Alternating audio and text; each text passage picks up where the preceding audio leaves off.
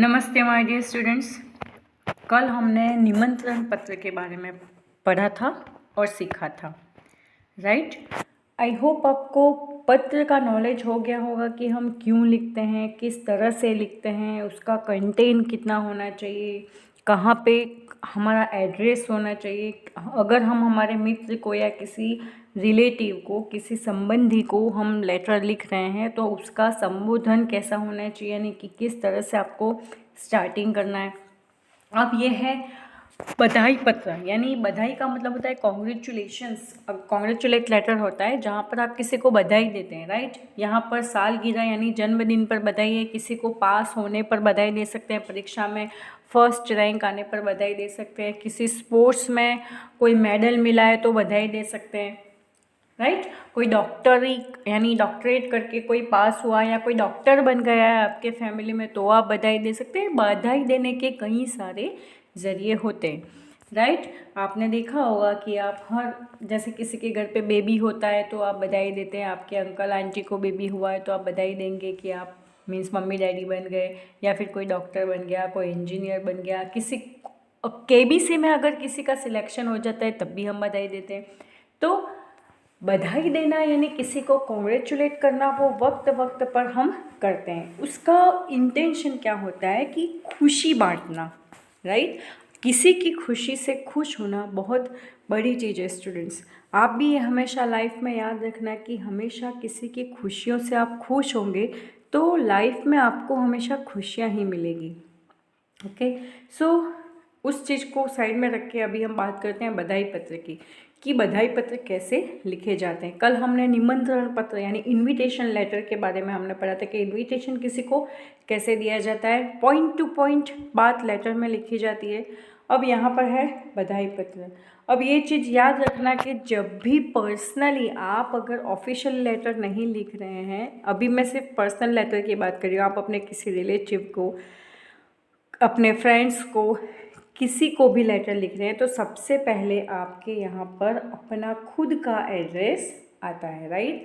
तो यहाँ पे आपको ये एक लेटर आपको एज इट इज़ बुक वाला लिखना है, और दो जब मैं होमवर्क में एग्जाम्पल्स में बताती हूँ वैसा लिखना है। तो यहाँ पर शांति सदन, रावपुर, बड़ौदा, 10 अगस्त 2011। तो यहाँ पर ऑब्वियसली आप अपनी डेट चेंज कर देंगे, 2020 लिखेंगे, और अभी नवंबर चल रहा है तो आप नवंबर की डेट लिखेंगे।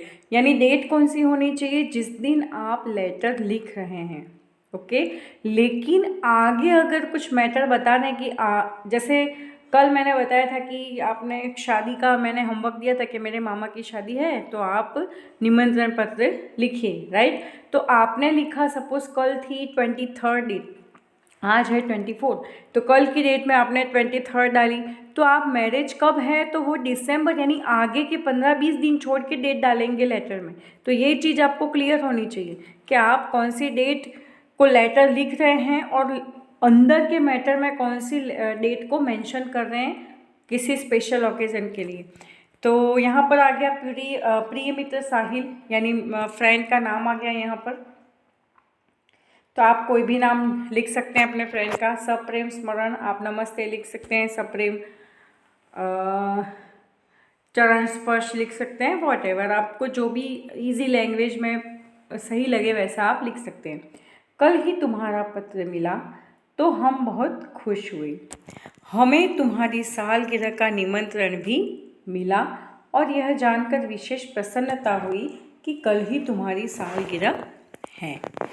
इधर माँ कुछ दिनों से बीमार रहती है और पिताजी को तो सुबह 10 बजे ही दफ्तर यानी ऑफिस जाना पड़ता है। दर्शना को भी सुबह स्कूल जाना पड़ता है और वह तो है भी छोटी। इसी कारण घर का बोझ मुझ पर ही है। अब तुम ही कहो, यह सारा बोझ किसको सौंपकर तुमसे आ मिलूं। मेरे दिल में तो बहुत होता है कि शुभ अवसर पर उड़कर तुम्हारे पास आ जाऊं, परंतु घर की स्थिति का विचार करके विवश यानी मजबूर हो जाता हूं और मन करते हुए भी नहीं आ सकता।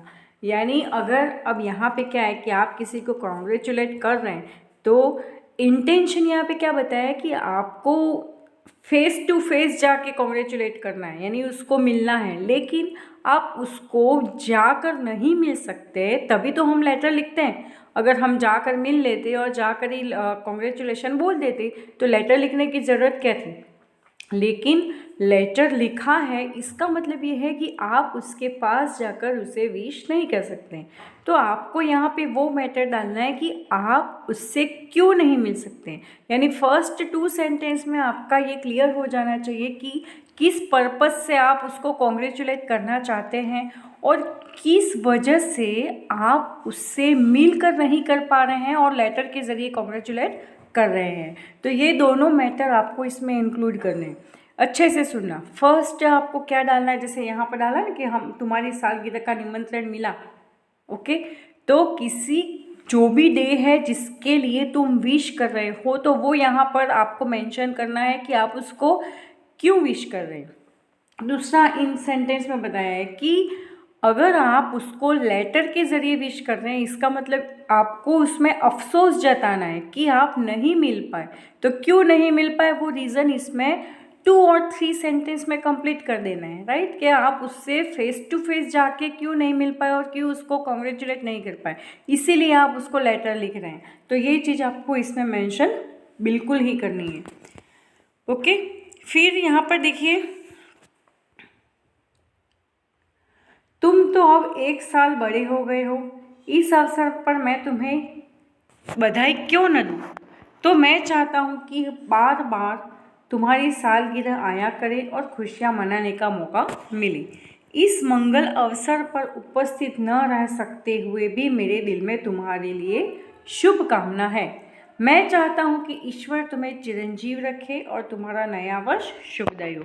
यानी यहाँ पर उसको पहले इस पैराग्राफ में तो आपको ये बता देना है कि पहले पैराग्राफ में आपको रीज़न बता देना है, ओके। आपको ये रीज़न बता देना है कि आप क्यों नहीं जा पा रहे हैं।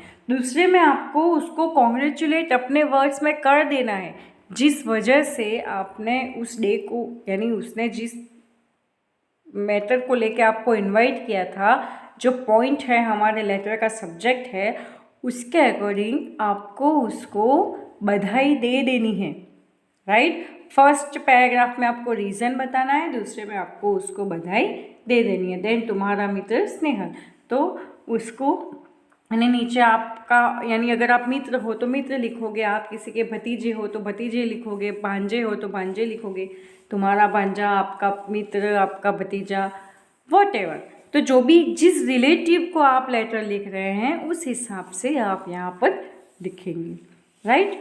अब यहाँ पर मैं आपको एक और टॉपिक देती हूँ, लेटेस्ट। ये लेटर तो आपको लिखना ही, आपको ये समझ में आ गया होगा कि जो चैप्टर में है वो तो आपको लिखना ही है। कल भी मैंने बोला था कि फर्स्ट लेटर जो निमंत्रण पत्र था वो आपको लिखना था। उसके अलावा मैंने एक और आपको होमवर्क में दिया था, जो आपको मैंने बोला था कि आपको होमवर्क में लिखना है।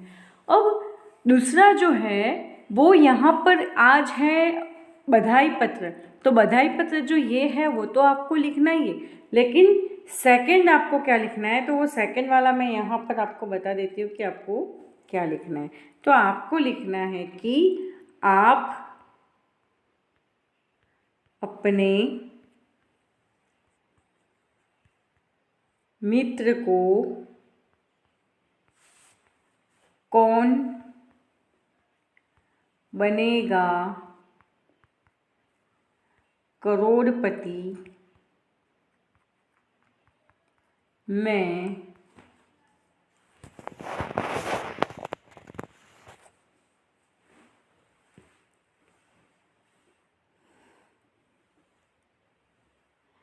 चयन यानी चूज, सिलेक्ट होने पर,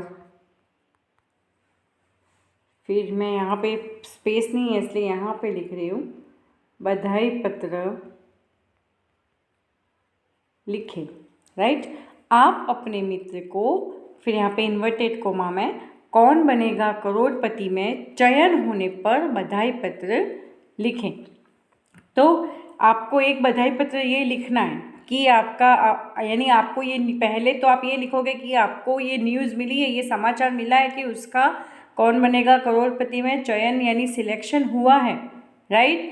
फिर आप नीचे के पैराग्राफ में लिखेंगे कि अभी की सिचुएशन अभी लेटेस्ट है, तो आप लेटेस्ट डाल सकते हैं कि कोविड-19 यानी कोरोना की स्थिति और ये महामारी जो है वो इतनी फैल चुकी है कि आप वहाँ पर नहीं उपस्थित हो सकते, लेकिन आपकी जो विशेज़ हैं, आपकी जो शुभकामनाएं हैं वो हमेशा उसके साथ है। तो इस तरह से आप अपना कंटेंट इसमें ऐड कर सकते हैं। स्टूडेंट्स, लेटर कैसा होता है कि एज इट इज़ आप उसको चिपका नहीं सकते, आपको लेटर को अपने मन से लिखना है, राइट। तो ये लेटेस्ट मैंने आपको टॉपिक दिया है, आपके पास रीज़न भी मैंने थोड़ा ब्रीफ कर दिया है कि आप क्या क्या रीज़न डाल सकते हैं। अभी आप शादी का या ऐसा कोई भी रीज़न डालेंगे तो वो इनवैलिड होगा आज के टाइम के अकॉर्डिंग।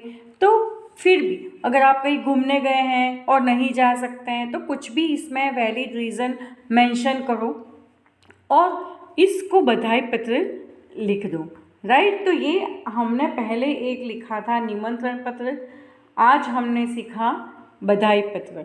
तो इस तरह से रोज़ हम इस पत्र को कंटेंट को क्लियर करेंगे, क्योंकि एक दिन में अगर मैंने सारे तरह के पत्र करा दिए तो आप कंफ्यूज हो जाओगे कि इतना सारा मैटर सीखने में। एक्चुअली आप लोगों की लाइफ, आप लोगों का माइंड ऐसा है कि आप बहुत सी चीज़ें एक साथ सीख सकते हैं, पर एक तरह की अगर है तो वो स्टेप बाय स्टेप सीखो, वो ज़्यादा आपके लिए बेनिफिशियल है। इसीलिए आज मैंने आपको सिर्फ बधाई पत्र और उसमें एक होमवर्क दिया है, एक क्लास वर्क मीन्स ये वाला जो अभी हमने किया, ये बधाई पत्र, ये जो है वो इसको बोलते हैं क्लास वर्क।